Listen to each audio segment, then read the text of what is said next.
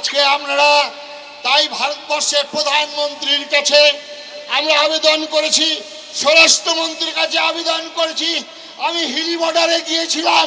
দুর্ভাগ্য যে যারা বাংলাদেশটাকে স্বাধীনতার জন্য আন্দোলন করে প্রাণদান করলেন, তারা আজকে এক মুঠা, আজকে একটু জল দাও, একটু খাবার দাও, কাতর আর্তনাদ, বর্ডারকে সিল করে দেওয়া হয়েছে, আমাদের আসতে দেওয়া হচ্ছে না কেন?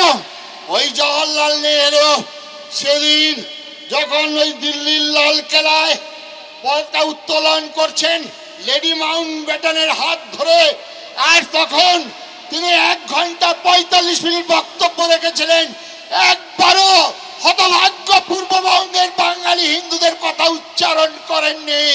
যারা 14 বর্ষের ভিটামাটির ছেলে শিয়াল কুকুরের মতো পালিয়ে আসতে হয়েছিল, তাদের কথা একবারও বলেননি। আজকে সেই পাপ, আজকে 1955 সালে হিন্দু কোড বিল করা হলো। কি করে করা হলো হিন্দু কোড বিল? আজকে আপনারা চিন্তা করবেন না, চিন্তা করার সময় এসে গেছে, আর হয়তো সময় পাবেন না।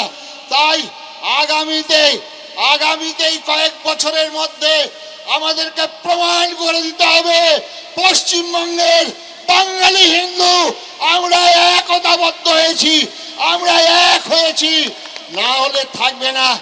আসুন ওই প্রদীপ্ত হুসানের মতো দাউ দাউ করে বলে দিন, ওই মহাপ্রভু যেমন সেদিন বলেছিলেন কাজীর বিরুদ্ধে, ধর কাজী, মর কাজী, আয় আয় কাট, ঝটিয়ান মাথা, কোথায় গেলে কাজী বেটা, আজে ভুবন করিব নির্জবন।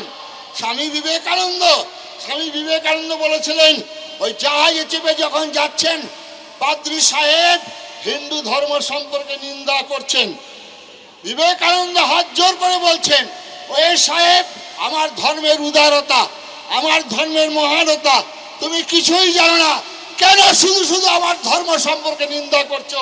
সাহেব ক্ষান্ত হননি, সাহেব বারবার করে আরো নিন্দা করছিলেন।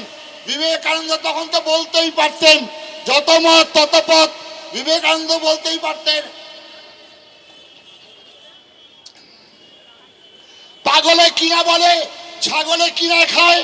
বিবেকানন্দ বলতেই পারতেন, হাতি চলে বাজার মে, কুত্তা ভুকে লাখো মে।